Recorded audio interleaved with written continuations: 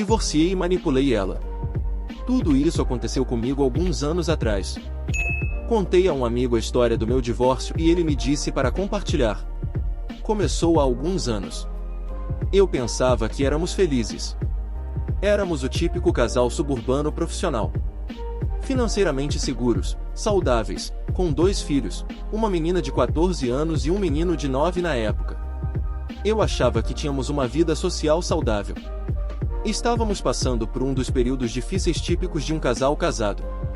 Ambos trabalhávamos longas horas, não passávamos tempo suficiente juntos, estávamos lidando com alguns problemas de desenvolvimento com meu filho e as tensões em casa estavam aumentando. Percebi que ela estava passando muito mais tempo no telefone enviando mensagens para suas amigas. Não pensei muito sobre isso. Comecei a fazer um esforço muito maior para sair do trabalho quando podia, ajudar em casa e estar mais emocionalmente disponível, mas ao longo de algumas semanas, a distância só aumentava. Acabei encontrando acidentalmente algumas mensagens quando carreguei um iPad antigo para meu filho usar.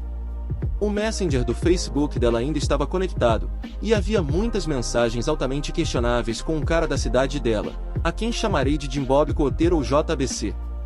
As mensagens não eram completamente inadequadas, mas pude perceber que faltavam muitas com base nos horários e contexto das mensagens. Fiz uma nota mental para ficar de olho nisso e continuei tentando resolver as coisas. No dia seguinte, depois de tirar folga para terminar alguns projetos que achei que a deixariam feliz e deixar alguns bilhetes doces lembrando quanto a apreciava, ela estava mais uma vez no canto da sala enviando mensagens para suas amigas. Peguei o iPad do meu filho, abri o Messenger do Facebook e assisti em tempo real enquanto minha esposa me denegria. Ela e JBC estavam fazendo piada comigo. Todas as minhas falhas, inseguranças e segredos que eu havia confiado à minha parceira agora eram motivo de diversão para ela e JBC. Não apenas isso, mas, embora não houvesse conversas explícitas, havia um tom em toda a conversa, especialmente quando ela criticava minha performance na cama. Consegui tirar algumas capturas de tela, mas perdi muitas mensagens, porque, à medida que a conversa se desenrolava, elas estava apagando. Eu não tinha capacidade emocional para confrontá-la. Fiquei no escritório até que ela dormisse e tomei algumas bebidas. No dia seguinte, tirei folga e passei algum tempo refletindo, bebendo e tentando descobrir o que fazer. Minha esposa chegou em casa e quis saber o que estava acontecendo, e eu simplesmente disse que tive um dia ruim. Poucos minutos depois, eu estava assistindo ao iPad enquanto o desastre continuava acontecendo. Assim começaram algumas semanas sólidas de tirar capturas de tela, beber e me desligar do relacionamento. Eu sabia que não havia volta a dar a isso. As mensagens estavam agora claramente sexuais, com minha esposa totalmente envolvida, e JBC estava adicionando "eu te amo". Consultei um advogado e avaliei minhas opções, começando a seguir em frente. Aqui é onde tudo ficou absolutamente surreal assistindo as mensagens. Descobri que JBC estava vindo à cidade para passar um fim de semana de qualidade com minha esposa em um hotel bastante agradável.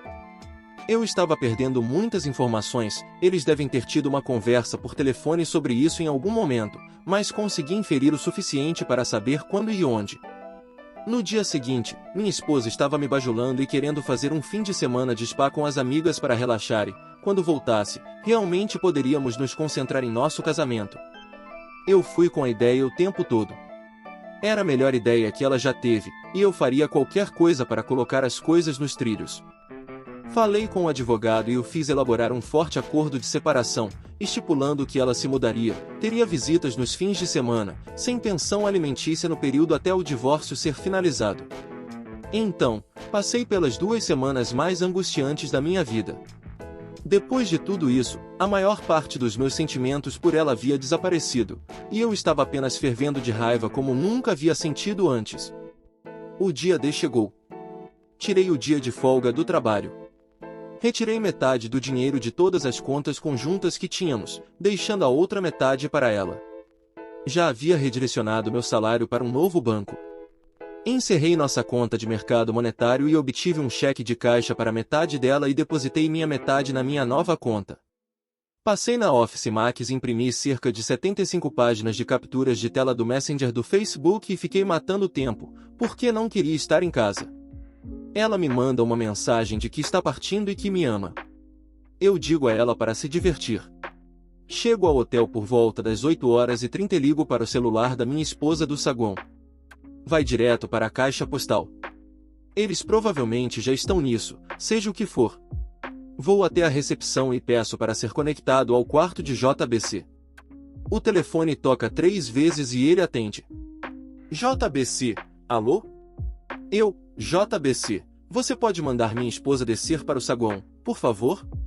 JBC, não sei do que você está falando, cara. Eu, ok, então. Acho que terei que ligar para a senhora JBC e fazer com que ela venha aqui. Total blefe.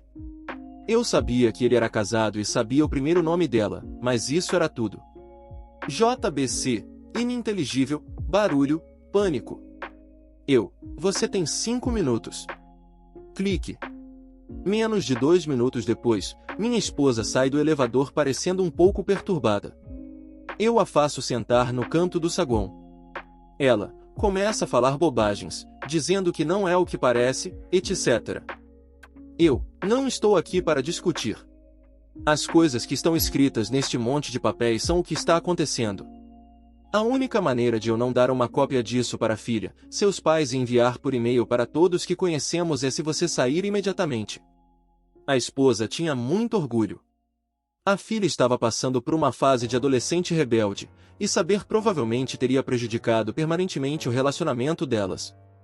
A esposa também era filha de ouro dos pais dela e sempre se preocupava com o que eles pensavam dela. Eu não tinha muita alavancagem, e a vergonha era a única carta que eu tinha para jogar. Além disso, a vida profissional dela girava em torno de sua imagem, então eu sabia que ela protegeria a qualquer custo. Ela, soluço, murmúrio, ininteligível. Este é um cheque para metade da conta de mercado monetário. Eu saquei minha metade do dinheiro de todas as outras contas conjuntas. Você deve ter mais do que o suficiente para conseguir um lugar. Ela começa a chorar um pouco. Eu quase conseguia ver os diferentes pensamentos e ondas de emoção passando por ela, mas agora era hora de continuar pressionando.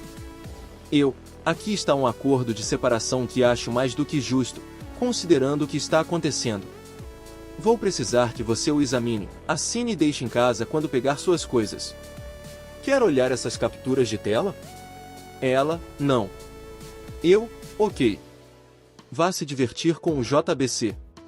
Não volte para casa, ou vou enviar isso, segura uma pilha de capturas de tela, para todo mundo. Saio do saguão e posso ouvi-la começar a ter um colapso. Chego ao carro, saio para um estacionamento e tenho minha própria crise de choro. Antes, eu teria chorado na frente dela e gritado e tudo mais, mas consegui me recompor o suficiente para fazer isso. Não sei o que ela fez naquela noite ou durante o fim de semana. Ela mandou mensagens e ligou várias vezes querendo conversar. Eu simplesmente desliguei o telefone, e até a tarde de segunda-feira, havia pessoas levando suas coisas e ela entregou o acordo. Deixei que ela conversasse com as crianças, basicamente dizendo que mamãe e papai precisam de um tempo separados, ainda amamos você, etc, etc.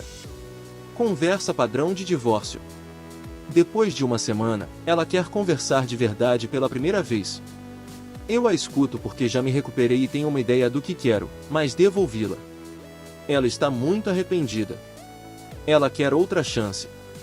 Ela quer a família de volta. Ela fará qualquer coisa. Ela está de joelhos, chorando no meu colo. Não tenho a intenção de aceitá-la de volta. Eu digo a ela que ela precisa marcar terapia de casal por conta própria em um horário que funcione para mim. Digo a ela que não posso morar com ela, mas ela deve estar por perto das crianças para tentar manter um relacionamento com elas. Assim começa nosso novo normal, com ela vindo para casa, cozinhando e jantando com as crianças 3 noites por semana. Ela sempre me deixava um prato, eu me mantinha afastado, limpando a casa e fazendo a lavagem das roupas das crianças e depois indo embora para o lugar dela. Fomos à terapia. Consistiu em ela trabalhar em seus problemas com o terapeuta para descobrir por que fez isso, implorar por perdão, e eu agindo estoicamente como a vítima. Nunca tinha a intenção de lhe dar outra chance. Tudo o que eu queria fazer era passar o tempo, estabelecer-me como cuidador principal das crianças e estabelecê-la como não tendo residência na casa. Após alguns meses, fui ao meu próprio terapeuta e fui diagnosticado com depressão e transtorno de estresse pós-traumático, TET. Perguntei ao meu trabalho se era possível passar para meio período no futuro previsível para lidar com questões pessoais, e não foi um grande problema. Após 6 meses de terapia, disse a ela que não podia perdoá-la no momento e que queria um divórcio amigável, mas que ela ainda é o amor da minha vida e talvez um dia pudéssemos tentar de novo. Ela ficou arrasada, mas concordou com o divórcio se eu prometesse tentar novamente algum dia. Uma vez que o divórcio foi arquivado, eu precisava que as crianças quisessem ficar comigo. Deixei uma pesquisa no Google com como sobreviver à infidelidade da sua esposa aberta no computador compartilhado em casa e deixei alguns artigos sobre infidelidade impressos, não muito escondidos na cozinha. Minha filha os encontrou e veio chorando até mim. Disse a ela que não deveria tê-los encontrado, que a mãe cometeu um erro, que a mãe ainda a ama e que eu sempre estaria aqui para ela. Minha filha, que costumava admirar muito a minha esposa, agora não queria falar com ela sem gritar, e isso a abalou. Não surpreendentemente, quando o tribunal precisou de declarações das crianças alguns meses depois, o irmãozinho seguiu o exemplo da irmã mais velha, e ambos queriam ficar com o pai na casa em que cresceram. Quando o divórcio foi finalizado, fiquei com a casa, tive que comprar a parte da equidade dela, mas tudo bem. Obtive a guarda principal das crianças. Recebi uma generosa pensão alimentícia devido à diferença em nossas rendas, devido a eu trabalhar meio período. Agora, nos últimos 2 anos, tenho vivido na casa com meus filhos, trabalhado meio período, com a minha ex-esposa subsidiar parte disso para mim, e quando ela leva as crianças nos fins de semana, posso me divertir com encontros do Tinder e algumas amizades coloridas que cultivei.